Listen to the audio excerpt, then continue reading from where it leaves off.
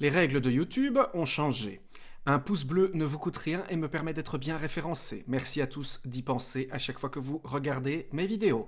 Oui, j'ai délibérément copié cette introduction sur l'un de mes youtubeurs préférés, à savoir Astronogeek. Je ne m'en cache pas, j'adore ce youtubeur, je lui rends aussi un hommage avec cette introduction inspirée de lui. Merci à tous et bon tutoriel. Bonsoir à tous, bonsoir à toutes, bienvenue dans ce nouveau tutoriel. Voilà, ce sera un tuto rapide, très court. Comme la plupart d'entre vous qui me suivent le savent, je me suis retrouvé confronté face à beaucoup de problèmes pour la réalisation de ce tuto. En fait, ce que je voulais vous faire à la base, sachant que concernant DaVinci Resolve, je vous ai déjà expliqué pas mal de fonctions de montage, pas mal de fonctions d'étalonnage. Vous arrivez déjà avec DaVinci Resolve à faire des séquences correctement montées, étalonnées. Donc je voulais m'intéresser un peu sur un tuto à la partie Deliver. La partie Deliver, donc, qui permet justement de faire vos sorties. Hein. En fait, je voulais faire plus ou moins la même chose que ce qu'a proposé Erwan Le Cloarec sur Yak Yak Yak avec le Yakcast numéro 53, à savoir l'échange XML entre DaVinci Resolve et FCP10. Donc ici c'est un round tripping, ce qui me permettait d'aborder et de façon très claire une des fonctions de la fenêtre Deliver. Donc ici en fait justement je voulais vous proposer la même chose, mais échange entre Avid Media Composer et DaVinci Resolve. Donc alors justement pourquoi? Parce que j'ai déjà proposé sur ma chaîne une formation complète à Avid Media Composer. Donc ceux qui avaient suivi cette formation, je voulais leur donner la possibilité justement de faire comme Erwan dans le tutoriel, à savoir utiliser DaVinci Resolve, partir de DaVinci, faire son montage avec des proxys créés dans DaVinci Resolve, faire son montage dans un logiciel comme FCP10, ici en l'occurrence Media Composer, et donc revenir dans Resolve après pour repasser sur les rushs d'origine en échange. Je me suis retrouvé confronté face à un problème d'échange. J'ai déjà fait des recherches, alors notamment ici, le vidéaste ici, Music Man Williams, sur les forums Avid anglophones, m'a donné une solution, il m'a envoyé des vidéos. I think it's time to speak a little English to say, great thanks for your help, Music Man, I will study your solutions. Great thanks, really, that's very kind of you for this help. Donc Music Man Williams, je suis en train d'étudier la solution qu'il m'a proposée qui est quand même un peu complexe hein, pour les échanges entre Resolve et Media Composer. Donc j'ai voulu refaire ce tuto avec Premiere hein, pour vous proposer justement l'échange XML Premiere et Resolve. Mais voilà, je me suis également retrouvé confronté à un problème de communication entre les deux logiciels. Pas de problème pour passer de l'un à l'autre, à savoir donc pas de problème pour passer de Media Composer à Resolve, pas de problème pour passer de Premiere à Resolve ou de Resolve à Premiere. C'est en fait le retour quand on est parti de Resolve dans Premiere et puis qu'on revient dans Resolve, c'est là que ça pose problème. Pour Media Composer, c'est le passage de Resolve à Media Composer qui pose problème.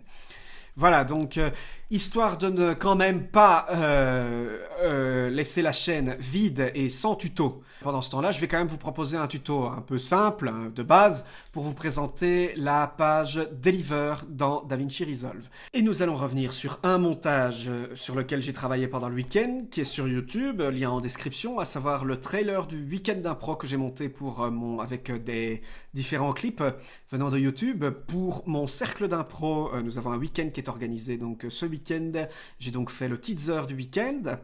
Et donc, nous allons nous intéresser à la partie Deliver. Comme ça, tous mes suiveurs qui ont suivi ma formation à Resolve jusqu'ici peuvent enfin sortir, enfin faire un export de leur montage, de leur étalonnage. Alors, donc, la fenêtre Deliver se présente de cette façon. Ici sont les render settings. Les render settings, c'est là que vous allez paramétrer, c'est là que vous allez passer le plus de temps, en fait, à paramétrer complètement les formats, les options de votre export. Ici, vous avez bien entendu un visualiseur de votre travail, de votre séquence. Ici, vous avez la render queue, à savoir la file d'attente. Je vais revenir dessus. Donc, vous pouvez disposer, comme vous voyez ici, d'une présentation de votre timeline, comme avec les vignettes, comme dans la partie color. Et vous avez également ici une présentation de la timeline, comme dans la partie edit, donc votre timeline complète. Les raccourcis de la timeline de edit fonctionnent, à savoir Maj Z pour voir toute votre timeline. Pour vous positionner sur un endroit particulier. Alors le plus de cette timeline ici, c'est que vous pouvez déjà sélectionner, regardez, ici vous avez la possibilité par exemple, plutôt que de passer sur Entire Timeline, quelles que soient les indications que vous avez données, eh bien vous allez exporter toute la timeline. Et alors le int out range, eh bien ça, si par exemple maintenant je fais un in ici et que je fais un out là à la fin de ce plan, je ne vais donc, lorsque j'aurai travaillé, donc lorsque j'aurai effectué mon export, je n'aurai donc que rendu cette zone-là de la timeline. Je vais faire un Alt X pour supprimer, comme vous vous souvenez, je vous le répète, les raccourcis clavier sont exactement les mêmes, donc IO pour faire un in-out, Alt X pour éliminer les deux, Alt I, Alt O pour éliminer l'entrée ou la sortie. Sans revenir sur Entire Timeline, vous avez également les mêmes possibilités d'affichage que ce qu'il y a dans la partie Edit, ce que vous connaissez. Donc alors, les vignettes vous permettent de passer directement rapidement à un plan ou à un autre. Il vous est tout à fait possible, si vous ne jugez pas cette partie utile, de masquer les vignette de clip. Voilà, alors la tape, alors vous voyez que si je clique dessus, Resolve could find any read or record stream. Voilà, alors en fait, les tapes, c'est ce qui vous permet de sortir vers votre boîtier d'enregistrement sur cassette, VHS, enfin plutôt des cassettes Betacam ou autres, ou bien vous avez également la possibilité ici de partir vers votre Syntel Scanner. Par exemple, le Syntel Scanner, si vous vous souvenez du Syntel Scanner de Blackmagic, qui est un outil donc de télécinéma et de kinéscopage pour partir sur pellicule. Vous voyez? Alors donc, ce qui nous intéresse ici, nous avons ici directement les render settings. Alors, comme vous voyez, vous avez la possibilité ici directement d'afficher votre fenêtre des render settings en étendu. Alors, comme vous voyez, ici, de base, vous avez plusieurs presets. Alors, ce que je voulais vous montrer et que je n'ai pas pu à cause... au final, j'ai pas pu vous faire un truc complet à cause des problèmes de round trip que j'ai eu, c'est que vous avez donc, avec ces presets, la possibilité, par exemple, ici, si je sélectionne Final Cut Pro 7, ça veut donc dire que Resolve va me créer un export direct pour passer avec un XML vers Final Cut Pro 7. Si je sélectionne ici Final Cut Pro 10, vous allez passer direct vers Final Cut Pro 10. Ce que j'ai voulu vous faire, c'était un premier XML ainsi qu'un Navid AAF, ces deux-là. Ça fonctionne pour aller directement dans le logiciel, c'est le retour qui ne fonctionne pas, comme je vous l'ai expliqué. Ici, vous avez le preset vers Pro Tools, si vous voulez faire un mixage, donc si vous n'utilisez pas Fairlight pour votre mixage, mais que vous utilisez Pro Tools, si vous êtes possible ici directement de passer dans le logiciel Pro Tools pour votre mixage audio, si vous avez monté étalonné dans Resolve, ou Audio Only, eh bien Audio Only, ça c'est typiquement si vous ne voulez faire sortir que l'audio. Alors, dans ces autres presets ici, on ne va pas partir vers des clips individuels pour revenir dans un logiciel. On va plutôt utiliser un export complet vers Vimeo, vers YouTube, ou alors Custom. Custom, c'est celui que je vais aborder ici pour être le plus complet possible. Custom, c'est si vous voulez vraiment personnaliser de A à Z votre workflow. Alors donc, dans le Custom, on peut voir ici que nous avons File Name. File Name Untitled, c'est la façon dont va arriver le nom de fichier. L'extension, donc quand vous allez retrouver votre fichier exporté sur, dans votre explorateur Windows ou votre Finder macOS, c'est ici le nom qui va apparaître. Si je laisse comme ça, sans rien toucher, ce fichier va apparaître sur untitled. Selon ce que vous avez choisi, MOV, MXF, M4V, etc. Alors donc, ici, Location, ici vous pouvez directement choisir là où vous désirez que votre vidéo, votre export s'enregistre. Si je clique sur Browse, on va donc accéder à l'explorateur Windows. Par exemple, je vais choisir ici de venir directement sur un dossier que j'ai créé au préalable ici dans un de mes disques durs externes. Et je vais faire OK. Voilà, donc comme vous voyez, la location a été changée. Il l'indique ici. Alors, l'option de rendu, single clip ou individual clip, très facile à comprendre. Single clip, vous faites un export master, donc en un seul fichier de tout ce qui se trouve dans votre timeline, donc en un seul fichier, exporté. Individual clips, vous exportez chacun des plans chacun des plans est donc exporté de façon individuelle. C'est exactement comme ça. Donc par exemple, c'est la première différence qu'il va arriver lorsque vous allez changer de presets, que vous allez passer non pas sur YouTube ou Vimeo, mais que vous allez passer par exemple dans la sortie vers Final Cut Pro 10 ou vers Premiere. Vous voyez, ici je ne peux plus choisir directement, c'est grisé et c'est indiqué Individual Clips. Eh bien pourquoi ça? C'est tout à fait normal. Si vous voulez revenir, continuer sur un montage, sur, je sais pas moi, par exemple des effets spéciaux que vous allez utiliser dans Premiere parce que vous allez faire un dynamic link avec After Effects, eh bien alors irrémédiablement, si vous voulez réintervenir sur le montage, il faut revenir sur des clips qui sont individuels. Vous ne pouvez pas revenir sur des clips qui ont été exportés en une seule partie, ou alors il faut tout recouper manuellement. Vous comprenez? Donc, cette option vous permet de choisir directement si vous désirez appliquer, donc de sortir vers des clips individuels. Ça peut également tout à fait vous servir dans le custom si par exemple, supposez maintenant à partir de médias, je vais importer, donc je vais prendre un exemple ici, je vais importer ici par exemple des plans issus d'une Blackmagic Cinema Camera. Comme vous le savez, ici, c'est par exemple les plans que j'ai employés pour le clip de Sandra et Ricardo, donc qui sont en MXF et qui sont tournés à la Blackmagic Cinema Camera en log. Donc c'est-à-dire, je pourrais par exemple justement faire une timeline complète avec tous ces rushs ici, appliquer la lutte sur la timeline, et je pourrais donc ici, à partir de Deliver, sélectionner Individual Clips pour que mes clips soient tous encodés, par exemple pour les utiliser dans un autre logiciel comme Edius Pro, hein, et qu'ils aient déjà la lutte, l'encodage, la correcte colorimétrie appliquée. Ça, c'est tout à fait possible. Vous voyez, donc alors voilà, ici je vais faire un single clip pour l'exemple que je vais vous montrer. Hein, alors donc, vous voyez que vous avez trois onglets ici, vidéo, audio, file. Alors, vidéo, c'est là où vous allez paramétrer vos paramètres vidéo, audio, vos paramètres audio, et file, vos paramètres de fichier. Alors, regardez, par exemple, ici, si je sélectionne export vidéo, vous pouvez évidemment décocher export vidéo. Là, ça veut dire donc que Resolve va exporter uniquement votre audio. Voilà, donc je vais sélectionner ici export vidéo. Je pourrais par exemple passer dans le cadre ici de la vidéo que j'ai montée, je pourrais par exemple passer sur un MP4. Alors, évidemment, sur un MP4, les choix de codec sont très limités. Les choix de sortie à ce sujet-là de Resolve sont assez limités. C'est pour ça que je vous déconseille également de sortir vers YouTube directement. En fait, ce que fait Resolve lorsqu'il passe pour un encodage YouTube, donc vous voyez, si je clique, je peux passer de 720p à 1080p. Ce que fait Resolve, si vous choisissez le preset YouTube, c'est qu'il fait tout de suite en QuickTime H264. Parce que, et de base, donc, il va sélectionner un format qui est plutôt conseillé pour YouTube. Vous voyez, il restreint le débit à 10 000 km par seconde.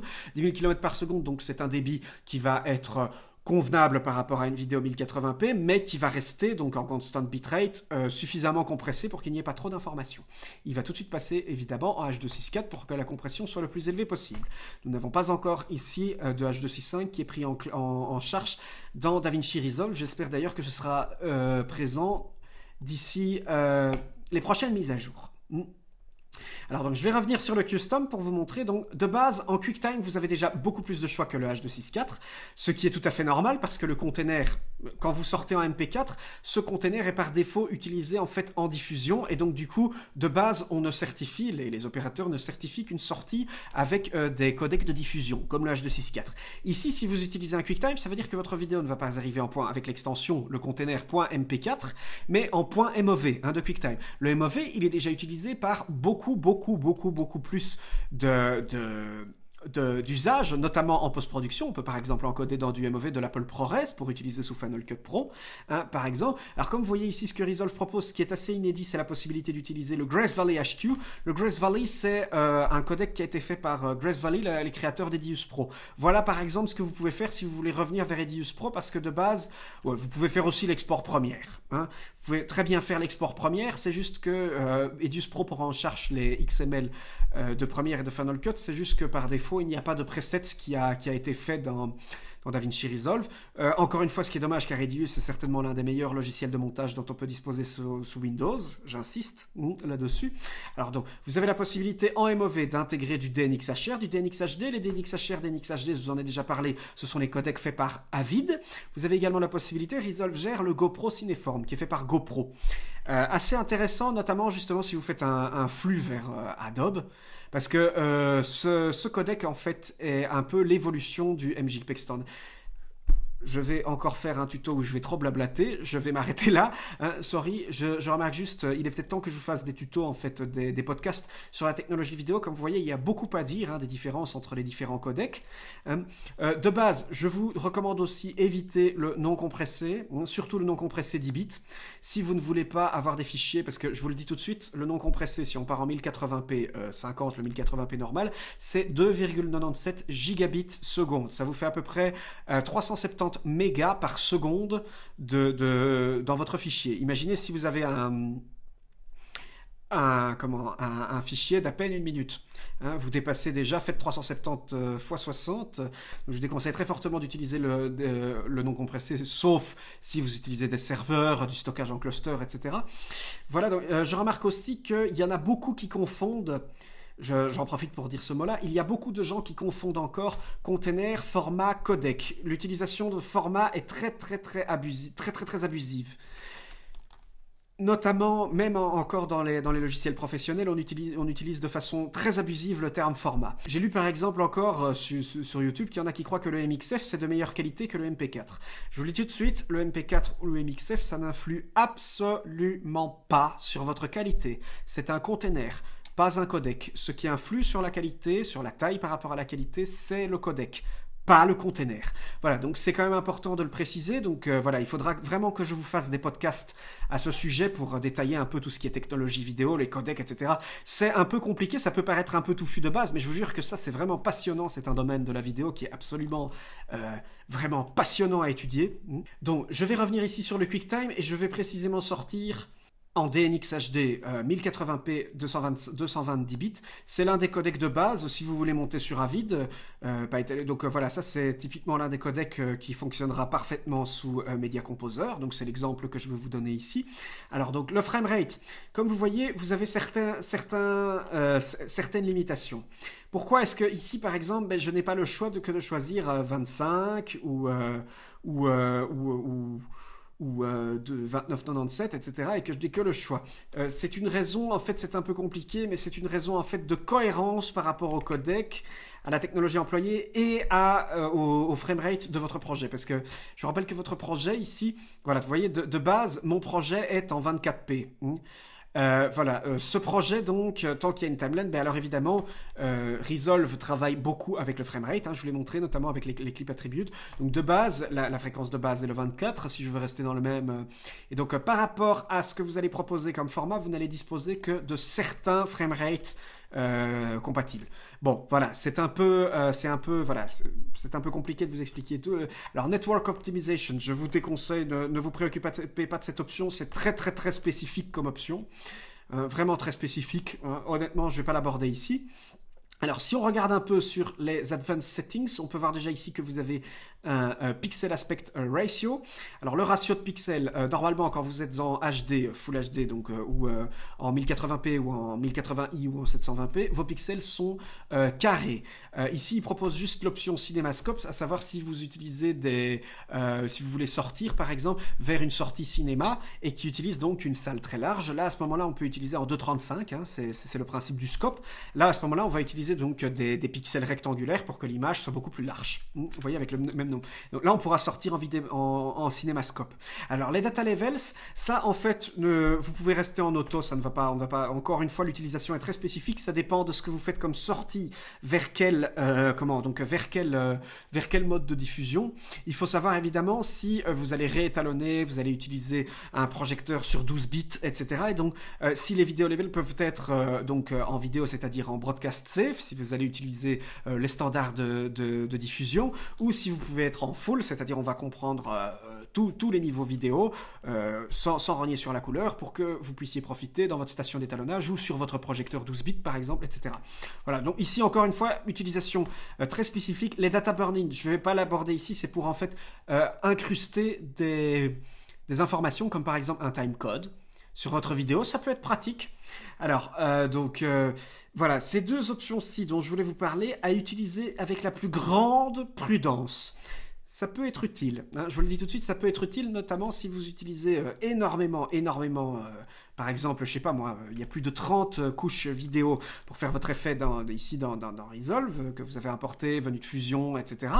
Et donc vous avez réenregistré, déjà effectué un rendu, et si vous n'avez vraiment pas le temps pour recalculer tout le rendu, vous pouvez à ce moment-là utiliser le Use Render Cached Image, c'est-à-dire que plutôt que, pour votre export, plutôt que de recalculer un rendu par rapport à toutes les images qu'il a ici dans la timeline, Resolve va à ce moment en fait utiliser les caches de rendu qu'il a déjà utilisés, il va les intégrer dans votre encodage final. Alors, ça peut être utile. Pareil pour les médias optimisés. En fait, quand il utilise les médias optimisés, ça veut dire que plutôt que de se baser sur l'image de votre de vos rushs sources, il va utiliser les médias qu'il a optimisés pour travailler. Ça peut être encore utile, par exemple, si vous avez fait des médias optimisés qui sont en plus haute résolution, qui sont en codec très large pour la post-production et que vous voulez sortir dans ce même codec, comme ça va vraiment baisser le temps de calcul. Cependant, attention, ça peut être dangereux d'utiliser ces options, parce que si ça se trouve, le rendu de Resolve est de moins bonne qualité que ce dont vous pouvez sortir par rapport donc rendu de base. Donc, alors à ce moment, il faut faire attention à ça. Utilisez-les vraiment. Moi, je vous conseille plutôt de ne pas utiliser vos médias optimisés si, par exemple, vous travaillez avec des rushs originaires 4K de la XAVC Longop, comme je l'ai fait avec Naminia. Faites attention à ces deux options. Ça peut, bon, voilà, ça peut vous faire moins de qualité que si vous repartez sur vos rushs normaux. Voilà. Alors, flat pass, oui, ça c'est un petit peu compliqué. Ici c'est pour le sizing. Bon, je vais en rester là, hein. Je crois que ici vous avez suffisamment d'informations déjà pour arriver à bien personnaliser et être sûr de votre workflow dans DaVinci Resolve. Alors donc la partie audio, eh bien là c'est tout simplement les options audio. Donc alors ici si je passe ici, si je sélectionne AAC, ça veut dire donc que je sélectionne donc une compression AAC. Le AAC c'est le Advanced Audio Coding, hein, le MP4 audio. Alors si je vais en linéaire PCM, il n'y aura pas de compression audio, on va rester en linéaire, un peu comme vous l'avez dans des fichiers WAV. Voilà, en l'occurrence, si je pars dans une optique donc DNX HD 10 bits, c'est plutôt pour réutiliser pour réencoder donc mon fichier en fichier plus compressé à partir d'un autre logiciel. Donc je vais rester en linéaire PCM. Ici, votre bitdate, à savoir plus vous allez utiliser de profondeur de résolution, on appelle ça une résolution audio, donc de profondeur d'audio, plus vous allez avoir un audio qui a de pas, hein, c'est la même chose qu'en vidéo. Si on a 8 bits, on a 256 niveaux de luminance et de chrominance. Si on utilise 10 bits, hein, on a 1024. Si on utilise 12 bits, 4096. Voilà, donc ici c'est la même chose. Si vous utilisez donc 32, vous avez beaucoup plus d'audio, de pas numériques pour définir votre audio. Donc voilà, on va rester en 16 bits ici parce que je ne suis pas intéressé par un rendu. Alors, render one track per channel, ça veut dire donc si vous voulez faire de la multitrack audio. Par exemple, donc si vous faites donc ici, j'ai une piste stéréo, on peut faire donc de la dual mono à partir de ce channel. Et donc ici, vous pouvez choisir les différentes sorties. Par exemple, je peux rajouter une sortie. Hein, et donc je peux faire ici timeline track. Ici aussi, je peux faire timeline track. Je peux faire ça et choisir ici quel est précisément le numéro de la piste en question. Si par exemple j'ajoutais audio 2, je pourrais choisir ici le numéro 2 pour choisir qu'on exporte en dual mono. Voilà, je vais faire moins ici, c'est pas ce qui m'intéresse. Voilà, je vais faire un main 1 pour dire que on va partir en stéréo. Voilà, et je vais pas cocher render one track per channel. Voilà, alors le file, c'est ici que vous allez définir comment va arriver votre fichier. En l'occurrence, par exemple, le file name, c'est-à-dire votre nom de fichier. Ce que je veux dire, eh bien regardez ici, c'est directement lié à ce que je vous ai montré tout à l'heure, ici le file name untitled. Si je change ici, vous voyez, donc de base vous avez ici file name use, un custom name, vous pouvez utiliser un nom personnalisé pour votre sortie. Par exemple, ici, je vais faire Weekend Impro. Voilà. Comme vous voyez ici, donc mon file name a changé. Comme j'ai sélectionné un format QuickTime, ça va faire weekendimpro.mov qui va arriver dans le test MCRS, le dossier test MCRS que j'ai mis dans le lecteur H. Voilà. Alors donc, le custom name, le file suffixe, le file subfolder. Alors ça, subfolder, si vous voulez utiliser des sous-dossiers directement qui seront créés à l'export, ça peut être utile. Le file suffixe, alors ça c'est la différence entre chemin relatif et chemin absolu. Donc si vous pouvez utiliser en fait un suffixe, c'est-à-dire donc un système donc d'indexation pour directement, plus facilement retrouver votre fichier. Ça peut être utile, je ne vais pas le faire ici, ça c'est précisément ça peut être utile par exemple si vous retournez dans un logiciel pour retrouver facilement vos fichiers. C'est ce qu'on appelle un suffixe. Alors donc ici, oui, je ne vais pas aborder non plus ces options-là, ça s'utilise encore une fois dans des cas très spécifique. Pour l'instant, retenez juste ce que je viens de vous expliquer. Alors, le render speed, très facile, render speed maximum, ou si vous voulez ne pas aller trop vite parce que vous utilisez par exemple votre machine pour une autre action, etc. Alors ici, comme vous voyez, vous avez ici une information intéressante, à savoir le display current used. Et après, le display used after render. Il peut vous définir une estimation de ce que vous avez encore de libre sur votre disque et comment ça va être rempli après. Ce qui peut être utile si vous voulez être sûr de ne pas dépasser votre capacité maximum de disque. Attention toutefois, cette fonction n'est pas fiable. Régulièrement, il arrive que son estimation dépasse de très loin la taille des fichiers finaux. Donc, il va vous indiquer que le disque sera surchargé alors qu'il ne l'est pas. Bon, après, voilà, c'est toujours utile. Donc alors, maintenant qu'on a bien configuré notre export, nous allons faire Add to Render Queue. Comme vous voyez ici, j'ai un job 1 qui apparaît. Et en fait, vous pouvez mettre plusieurs jobs sur la même file d'attente. Par exemple, on pourrait aller dans Edit et on pourrait faire une autre timeline. J'ai ici une autre timeline. Si je ne me trompe pas, j'ai un premier test que j'ai fait de cette vidéo, celle-ci. Voilà, et donc là, vous voyez, si je retourne dans Deliver, voilà, elle n'est pas encore rendue. Et bien là, à ce moment-là, je pourrais faire exactement le même rendu d'une autre timeline. Je fais Add to Render Queue. Et vous voyez, donc, il m'indique ici, très précisément, donc le job 2. Vous voyez? Il fait donc plusieurs travaux sur la même file d'attente. Dès que je lancerai Start Render, il passera à une, puis à l'autre. Vous voyez? Voilà, ça c'est la fenêtre Render, la fenêtre Deliver de DaVinci Resolve. Et nous allons lancer le rendu. Donc je vais faire Start Render. Voilà, il est en train de rendre. Vous voyez ici, le rendu va assez vite parce que j'ai une assez bonne machine. Donc voilà, c'est environ, voilà, il sera prêt dans environ 30 secondes. Voilà, ça c'est un rendu assez rapide. Donc évidemment, l'export sera plus ou moins rapide selon vos GPU. L'export utilisera sous DaVinci Resolve Studio, comme vous savez que j'ai acheté vos différents GPU pour aller plus vite. Si par exemple aussi vous avez un Mac Pro de 2013, eh bien l'export emploiera vos deux AMD Fire Pro. Voilà. Voilà, l'export est terminé. Il vous indique ici Completed in 41 secondes. Vous pouvez directement ici faire un clic droit et faire Open File Location si vous voulez accéder directement au fichier. Voilà, nous l'avons ici.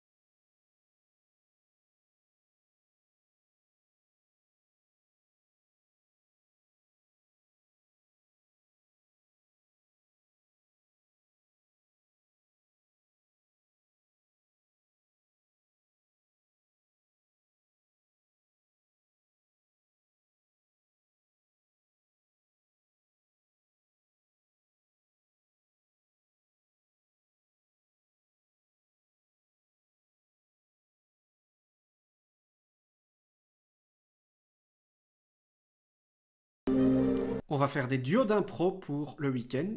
C'est donc un trailer pour encourager à placer des duos. Nous allons faire un petit CTRL-I.